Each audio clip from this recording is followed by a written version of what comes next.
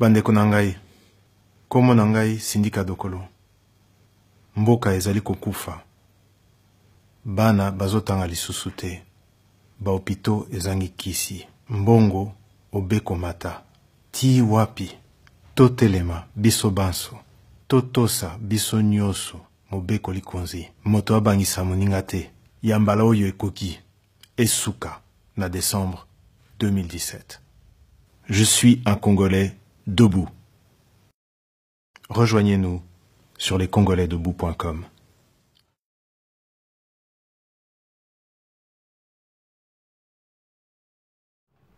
Basangwa Congo, Bobo Messeni, ezali bongo ndenge toela kabino chaque jour na Sentinelle TV esika wapi Basangwa Congo ezaka spécialité na biso banani biso bapalakanisi ya sango malamu biso ba messager proverbe 30-30 biso mwana mboka kenda sango Didier Forme biso amiral Ntambo Komba biso bana Congo na kati ya diaspora.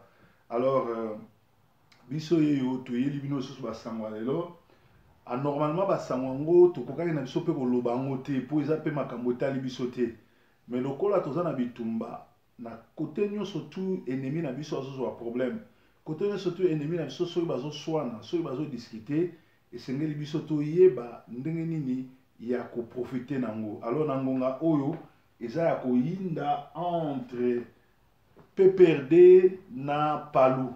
Esengeli boyeba ke Palu ezali bongo allié moko ya makasi oyo depuis 2006 ti lelo sala alliance pour na kosunga ba Rwandais occupation na mboka. Alors déclaration monene salami na la déclaration a été publiée à l'issue d'échanges qui ont réuni le dimanche 27 août 2017 les bureaux politiques du parti, c'est-à-dire de Palu, et la délégation partie de Kwilu pour la circonstance. Les Palu affirment accorder un ultimatum de 3 jours au PPRD, c'est-à-dire au mouvement de Kabila, les Rwandais, pour réparer ces torts. Le secrétaire général et chef du parti a réuni en urgence dimanche 27 août les bureaux politiques et les membres de la délégation qui sont allés au Kwilu pour un rapport et une importante décision consistant à donner un ultimatum de 3 jours à Kabila et à ses troupes pour réparer l'aventure du Kwilu, dit les communiqués. À l'issue de cet ultimatum, si la réponse n'est pas positive, l'alliance serait remise en cause car elle ne répond plus à l'objectif que nous nous sommes fixés en 2006, qui était de sauvegarder les acquis de la démocratie par la consolidation de la gauche congolaise pour la conquête du pouvoir par les socialistes et les lumumbistes, souligne la déclaration. En toile de fond, l'échec du candidat du Palu aux élections de gouverneur dans la province du Kwilu. Le Palu et ses alliés occupent 17 sièges à l'Assemblée provinciale. Son candidat Floribert Loboto n'a obtenu que 16 voix contre 18 obtenues par Michel Balabala sur 36 votants. Alors, awa, il y a un problème au Mounene et balobi était Palu a commis prêt à dissoudre l'alliance na PPRD pour la province ya Kwilu. Alors, menacé, balobi bapesi ultimatum il y a 3 jours pour être Kabila na état-major na ba réparer Toro Basali, c'est-à-dire Mutuna Bango Floribert Loboto a comme gouverneur ya Kwilu na place ya Michel Balabala oyo bato bayebi histoire bayebi qui est pourquoi pour moi azali ami école voisin classe na Pindi. Donc na solo la kinaye pona koyebisa ye alongwa na Palu parce que Palu ezali bongo oyo distraire biso oyo trahir biso oyo ndimi ko travailler na occupation et ndeko alongwaki Palou akei siko ko postuler na éviter siko soza na côté ni metil ki alongwe mais l'air baké na ba élection alors yé abimi gouverneur ya Kwilu alors epesi bato Palou kanda balobi bako ko panza alliance alors na éviter balobi que l'alliance na bango ko basijaki na 2006 qui était pour sauvegarder les acquis de la démocratie par la consolidation de la gauche congolaise pour la conquête du pouvoir par les socialistes et les lumumbistes. Na évité ceux qui baki la démocratie nini oyo Palou azana ngoto assez azwa depuis 2006 tilelo pe na évité ceux qui a solo Palou avec se permettre à l'obéir sur le lumumbisme. Parce que Palou a trahi même idéologie à Lumumba, Palou a trahi même Bandeko na Moko, Bapende na Batabandundu. Parce que Palou a travaillé na kati ya Congo, a aidé ba occupants, ba Rwandais, ba Boma, ba détruire. Mais Yemoko Mbongo to ya zui, a tongi ni école ni hôpital, a tongi ata autoroute te, na tout le temps bazali premier ministre, pe tout le temps on bazo cher. Kokabola mboka wana na ba pouvoir na ba Rwandais. Alors batunyo surtout bazali na directoire à Palou boye barango jour libération de Kota toko jijaka bino pe beaucoup rendre biso compte na misolo bozwaki bosala ki na monini pe pona nini gungu eza désenclavé qui quitte bongisi le côté bandu en soi bongisi le côté pai kongila vanga nani un peu partout na ba soa na ba bulungu ba kikwite pe lusanga kuna nyoso bobongisi eloko te. Alors biso tozota la binoka na musika te mais toyebi ke ekoyinde la bino mabebo banda kubebana pe naza sûr que bobongisa déjà na kati ya délégation ya Kabila tanga banokima bozala pe ensemble naye parce que bo détourne naye. Donc wana ezaki ba sango ya Congo. Na félicité Michel Balabala, na ndenge a commis gouverneur ya Kwilu. En tout cas, félicitations mon ami. À 32 ans, les fameux Lumumbistes de Gizenga se croient toujours en droit de jouir des délices du pouvoir d'imposture kabiliste. La farce des pseudo-élections provinciales que manipule Nanga et son pote Minaku n'intéresse pas les Congolais qui attendent de pied ferme l'alternance au sommet d'ici décembre 2017. Où est la déclaration Robert Muzuri Alobi. Notre héros, Patrice Emery Lumumba, ne se reconnaîtra pas dans les rejetons d'envahisseurs rwandais, AFDL et Palou, dont est issu celui qui s'est fait passer et appelé Joseph Kabila. En réalité, c'est un Rwandais. Alors, prof Antoine Mwikilundaye dit ceci: il aurait été judicieux de préciser la couleur politique du gagnant pour mieux comprendre la situation. Alors, donc, wana ezali ba commentaire, mazotanga lisusu awa. Makutu Lidjo, je ne sais pas s'il est le cousin ou le frère de Lidjo Kwempa. La pire distraction, leur membre, M. K. Boueloulou, ministre des Mines, depuis toujours, a bradé tout ce qu'il y avait à vendre comme carré minier sans que cela n'énerve les patriarches de Gungu. On nous parle ici des nationalistes de gauche. Laissez-moi rire. Donc, ils ba intervention.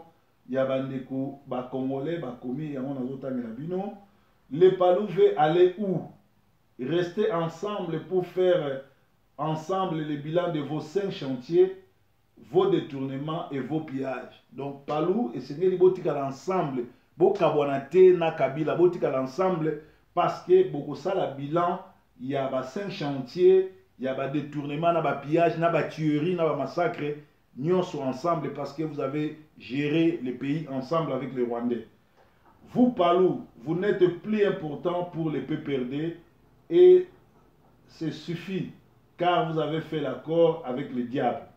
Donc, si vous avez Sokomoni Kabila a commis au bois Sabino, c'est qu'il y a sous-sona pour ça la minoté parce que c'est qu'il y a diaboulou. Ceux qui ont accord naïe, y a ben d'agra couverture côté naïe. C'est comme cela que les alliances sataniques finissent toujours. laissez nourrir très fort oyo bandeko babi bazoseka mpo na masolo. Mais entre temps ndenge nalobaki bato ebele babengaki nga batuni me proverbe ndenge nini yo olobi ke Gizenga nde akokoma président Congo bomoni eta akomi te bomoni boye te ezali banalise ezali ndenge nga nazomonela mpe bainformation ndenge bato baza na kati bayebisi nga ndeko na nga chaque jour soki nazali kokosa te ou bien soki nazali komi molisa important te nazwaka au moins plus de 10 coups de fil ya bato ou ya gouvernement ou ya opposition ou ya bakolabo ou ya bato to infiltra bapesaka nga bainformation ya makambo ezoleka na Congo ngande na ponaka wapi eza important mpona biso toyeba bango sikoyo. Donc ntango nga nazosala baanalyse bongo ezali par rapport ya bato baza na kati ya PPRD bato batravaillaka na Kabila bamobutisi na banyonso nde bayebisi nga mpe nasali analyse. Nakoki kose tromper, c'est normal, mais analyse na nga eza Bible te. Même Bible lelo bachangea shora kwetu mutaliboma abimisa Bible na ye azokosa babranamiste oyo baza baidolâtre babimisa Bible na bango, bakatolike oyo bazali bagege babimisa Bible na bango, badémon na badémon oyo bamikomisa bapaster babimisa Bible na bango ekoma évangile selon moto na moto. Bible lo bibie mwasa te ate bamama olangi baza na baeglise bamama kutino bakoma koteya tout, c'est-à-dire évangile selon moto na moto. Bana Paris en passant de na olobela évangile nasina pekisa bino bokendaka biloko ya wale sate bokendaka babiloko ya baada sate mais lokola boza envoûté tellement que boza envoûté bozolandaka batu oyo butu na moi ezala ngai ezala Jésus-Christ TV azo dévoiler koyebisa bino makamoni bazosala bandimi mais comme ou bino mo boza bandoki bo volaka ensemble na bango parce que les oiseaux de même plumage volent ensemble ou boza envoûté il faut boloka délivrance. Lokola bozo kate biso tozo continuer ko beta CT mais bokende le bozo kende ba réunion ndengwana bozali ko teka âme na bino na bandoki. Donc à bon entendeur salut tozali bongo na masolo nazali ko beta, c'est-à-dire batu ya PPRD batu ya bureau étude bamoni ke Kabila koza sous présidenté scénario ya malamba ko sala ye a organiser l'élection Gizenga aleka et ye akoma président Sénat après 3 mois 4 mois akoboma Gizenga ndenga bomaki Kabila le père na Mouzé Tshisekedi nani Etienne Tshisekedi après le col la constitution sur le président ya Sénat ne akokoma président sur le président Koufi ya kitani. Or constitution wana ezoba bien mutu moko te akoki kokende na ba mandat plus de 3 fois lokola sala mandat na ye et c'est koka pe asala déjà litabisi ata quoi se retrouver par la magie président Seni ya Sénat ata président Koufi akoki kokita na président wana te do eloko wana siko bato mayele ba politicien na opposition ngongango yo bokangaka déjà likambo wana po mutu oyo azali demo azali mutu akanyaka akoki ko rebondir sur likambo oyo pe azongi suko za président. Donc batamayele bazui bonne note bato atembe botia tembe nous on avance tozali kaka bongo na basango ya Congo bapesi biso susu basango mosusu bayebisi biso ke ezali boye éboulement de Tara. Le fameux président de la République décrète 2 jours de deuil national, c'est-à-dire que après plus de 200 personnes bakoufi, après 3 jours les bamoni réaction à biso bato internet ya biso bato poto nde ba ko décréter 2 jours il y a deuil national. Mais jusqu'à présent il n'y a jamais eu de mort de deuil national pour na ba crime. Il y a tous les deux Kassai tribunal et fongomate PGR Petisco na kangata ni soda ni mutu o azalaki involve na masolo ya ba massacre zo salama na Congo. Donc ezali mamami ba si biso sous 2 militaires tués et une dépendante blessée au cours d'une attaque des miliciens Mai Mai à Lubero. Alors ce qui déjà ba si bino que des bakufi be 10 bakufi c'est que ba bombe bele pour na Congo bango balobaka vérité te ya ba nombre oyo ya bato bazokufa do ezali bongo. Élection des gouverneurs, il y avait vacances de pouvoir au Katanga. donc et politico mutazo bisabiso yango. Le nombre de déplacés a doublé en 6 mois. Aux alliés à union ya au commissariat des réfugiés mutazo bisabiso yango to tanga bino yango parce que tout ça bon on a basangwa Congo. Les autres vendent vraiment masangwa Congo balobi que les violences dans l'espace Kasaï et les conflits entre les Pygmées et Bantous qui a provoqué les Rwandais qui a pris le pouvoir par les armes au Congo, Hippolyte Ranambe alias Joseph Kabila, il a provoqué le conflit entre Pygmées et Bantous dans les provinces de Tanganyika, ont amené 3,8 millions de nombre de déplacés en RDC selon les chiffres du Haut Commissariat de l'ONU pour les réfugiés. Sur l'ensemble du territoire congolais, 2,3 millions de kilomètres carrés, 70 millions d'habitants, 9 pays frontaliers, le Haut Commissariat des réfugiés a enregistré une croissance de nombre de déplacés internes de 2 millions du début de 2017. Après de 4 millions 6 mois après, a affirmé à AFP Georges Okot-Obo, chef adjoint de réfugiés, commissariat des réfugiés en RDC. Il y a eu total 3,8 millions de déplacés en RDC, précise le Haut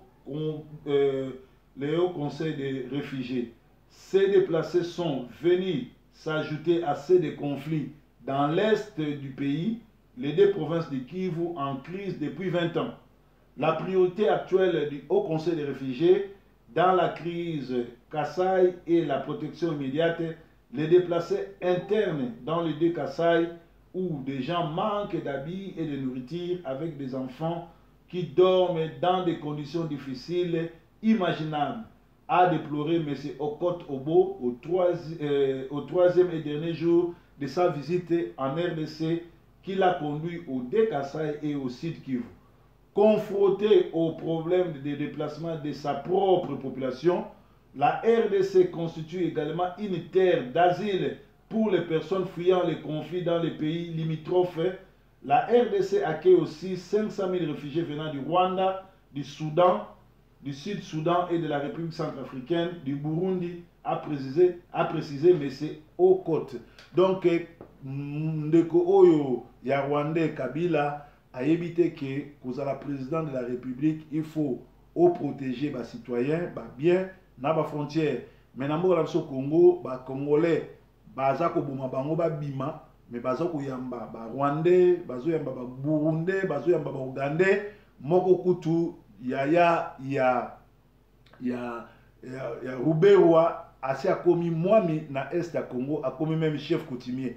Na ne salamate muto yako senga exil, muto akimi exil, na miracle ya ba Rwandais akomi chef coutumier na mboka Congo. Mais makambo no soto aussi là, kaka soki biso ba Congolais to telemi to lokola moto moko to telemeli na opposition à Congo, na ba opposant à Congo, to soutenir biso nyonso mwana mboka oyo to bengi na komo ya syndicat dokolo parce que yé na mouvement des citoyens à lobby a kobimisa au moins 5 millions de Congolais libanda pour na kobenga na Kabila. Mais là tozo senga et salama avant le 31 décembre et salama avant après parce qu'après le 31 décembre et vous allez bongo bras de fer et vous allez bongo ba trouble et vous allez bongo au pesimbo aboyi et vous allez bongo bilela lela soki biso ba Congolais to récupérer Congo té na décembre 2017 mboke kei parce que ba Rwandais bazo sala ba cotisation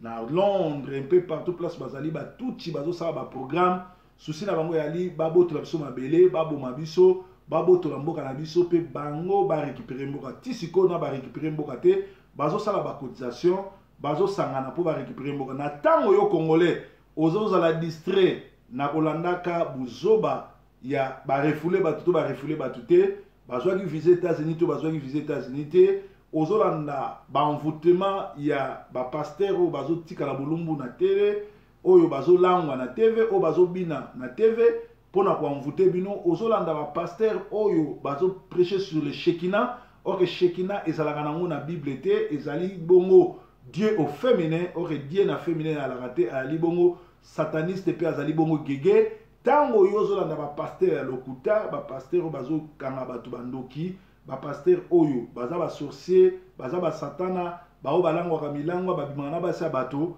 ozo tika mboka na yo na maboko ya satana, alors ozo distrait. Bana Congo to telema to sala bomoko, lokola ba Rwandais ba tuti bazo sala ba réunion po ba boto biso mboka, biso pe to sala ba réunion to tika la moto moko po to sala na mboka na biso.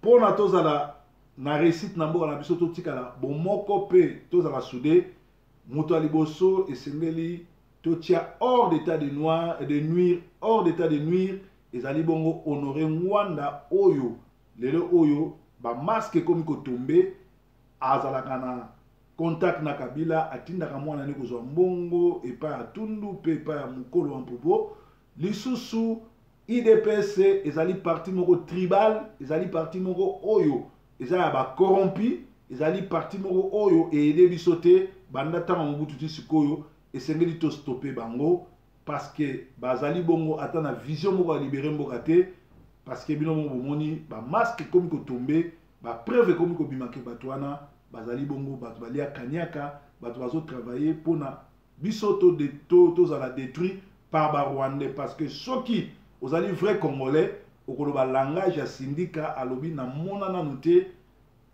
ba na armée angolaise ou na Congo moko comme chef d'état moko travailler dans l'administration bien moko comme président mais pour na lelo ba Rwandais moko za président ba base militaire nyonso za na maboko na bango et puis yo lobi oza combattant yo lobi ko za politicien otanga classe ozo no sala opposition na ba occupant mboka c'est du collabo c'est ko trahir mboka c'est du vol c'est ce qu'on appelle kozala antipatrie, c'est-à-dire aux patriotes, aux alliés inciviques, puis aux alliés ennemis en mboka. Breaking news, Tolanda Sidika Doko.